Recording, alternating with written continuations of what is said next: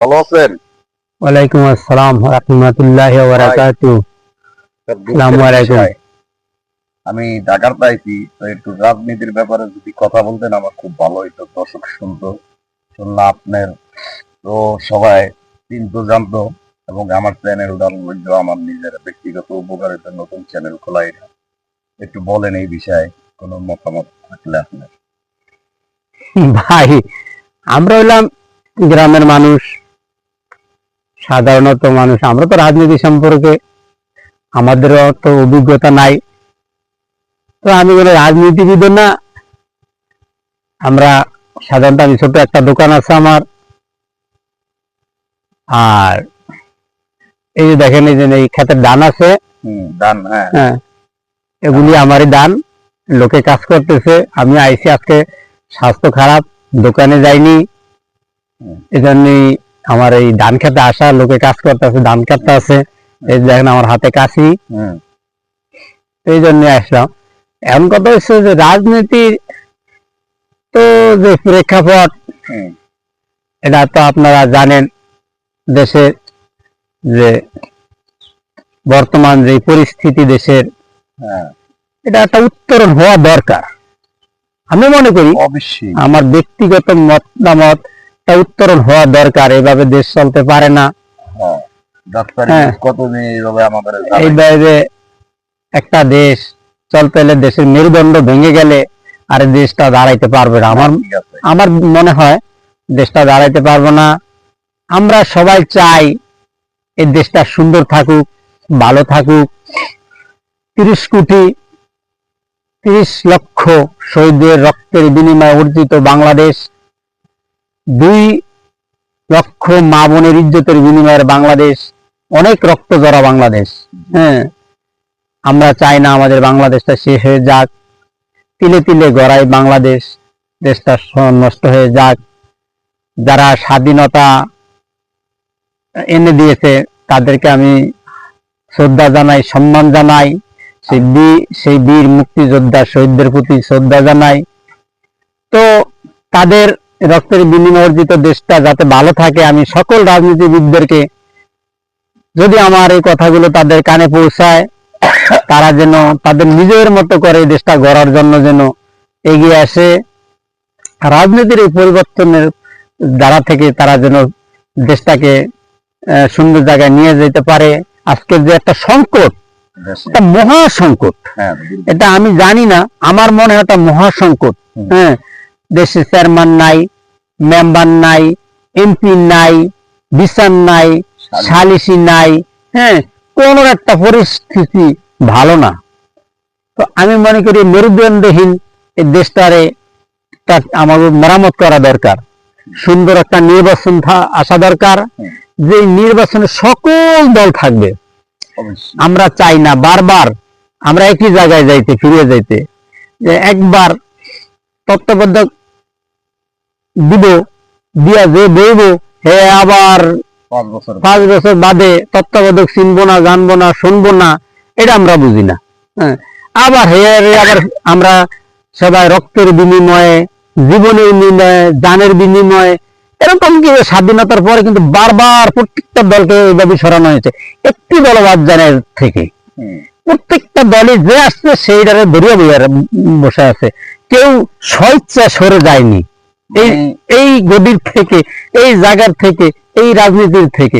কেউ এসে বলে না যে ধরো আমার 5 বছর শেষ হয়ে গেছে, আসেন আমরা বসি।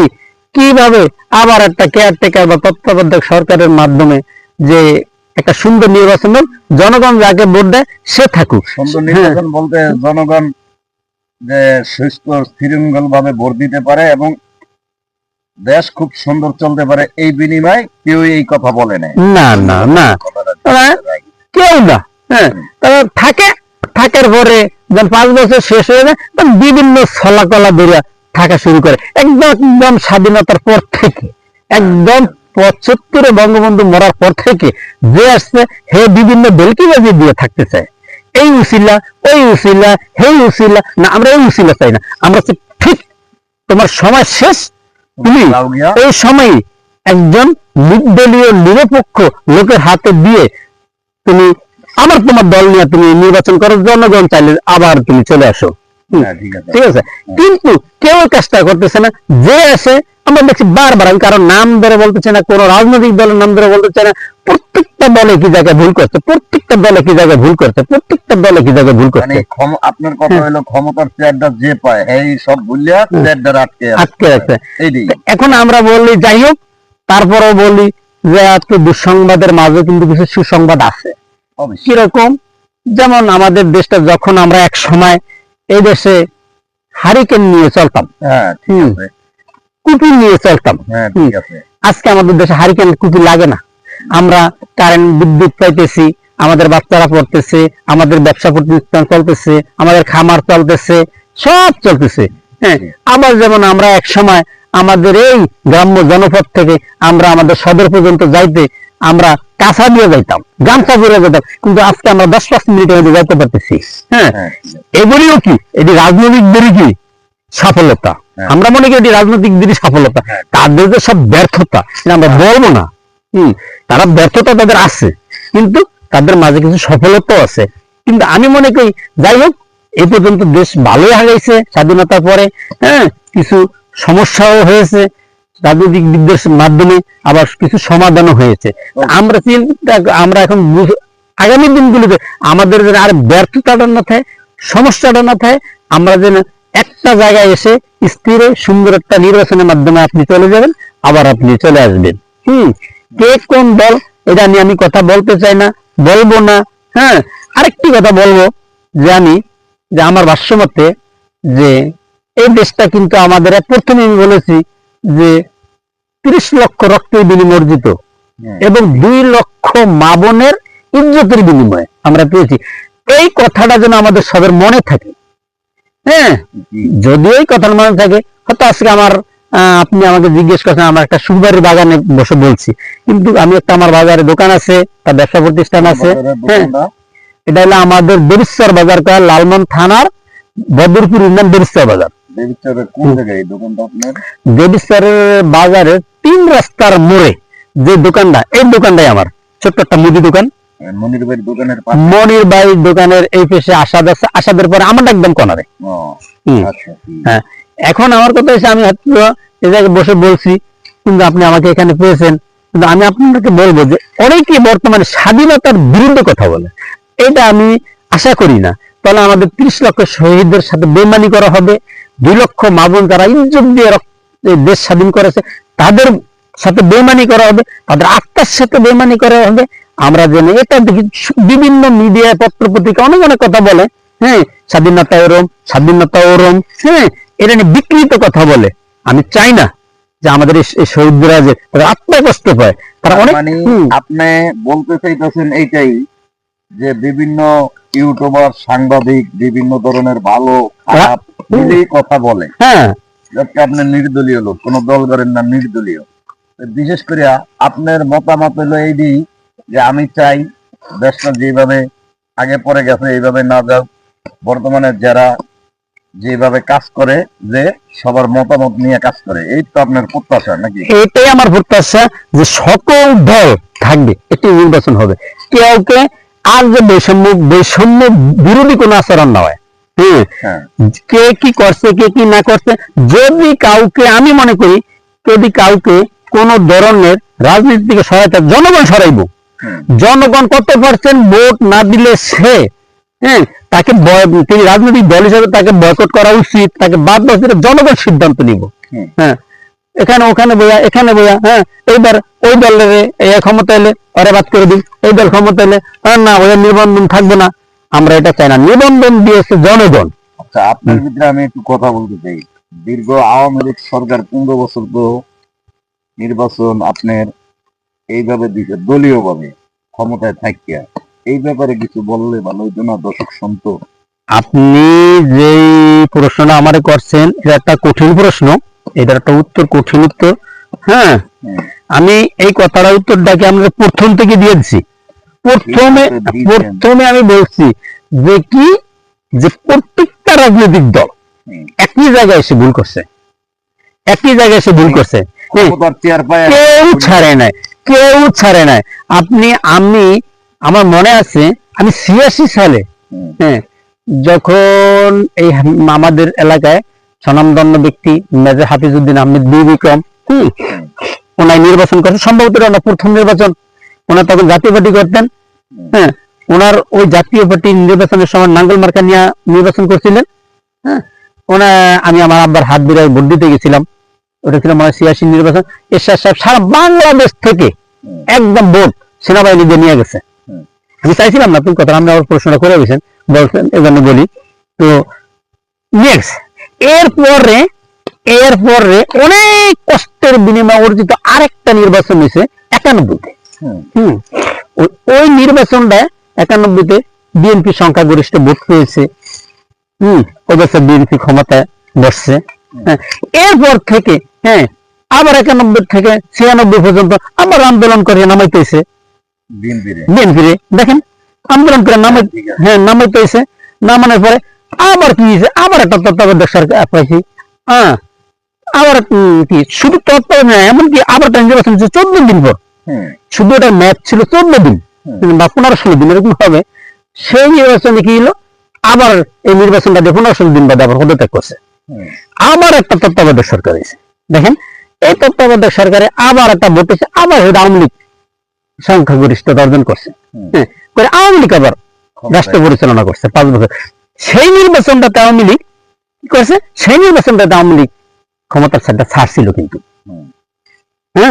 এই ক্ষমতার ছাড়টা ছাড়ার পরে আবার সুন্দর মতোটা হলো লতিফুর রহমান সাহেব ছিল আপনার ওই কেয়ারটেকারের প্রধান, নির্বাচন দিয়েছে, আবার বিএনপি ক্ষমতা এসে বিএনপি ক্ষমতা এর পরে আবারও কিন্তু বিএনপি ক্ষমতাটা ছাড়তে চায় না।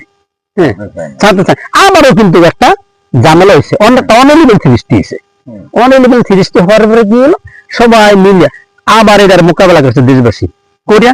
ফখরুদ্দিন সাহেব নির্বাচন দিব না 2.5 বছর রয়েছে। সেই নির্বাচনে 2.5 বছরের পরে আপনার অনেক জনগণের ত্যাগ তিতিকার মাধ্যমে, আন্দোলনের মাধ্যমে, কথার মাধ্যমে, বার্তার মাধ্যমে, সাংবাদিকদের, রাজনীতিবিদদের সবার প্রচেষ্টার মাধ্যমে আবার একটা নির্বাচন হয়েছে। সেই নির্বাচনে কিন্তু আবার আওয়ামী লীগ খবর পাইছে। আওয়ামী লীগ করলো কি, আওয়ামী লীগ এতদিন যে ভুলটা করে নেই সেই ভুলটা আবার তারা করে বসছে। কি করে বসছে, তারা নির্বাচনটা কিন্তু সেভাবে দিল না।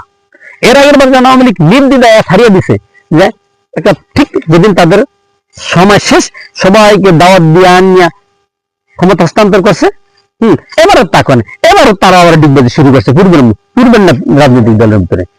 আবার তারা এই 16টা বছর হয়েছে, আমার তো মনে হয় না তারা এই জায়গাটা ঠিক ছিল, কারণ সবাই যে ভুল করছে আমি ভুলটা কেন করতে যাবো?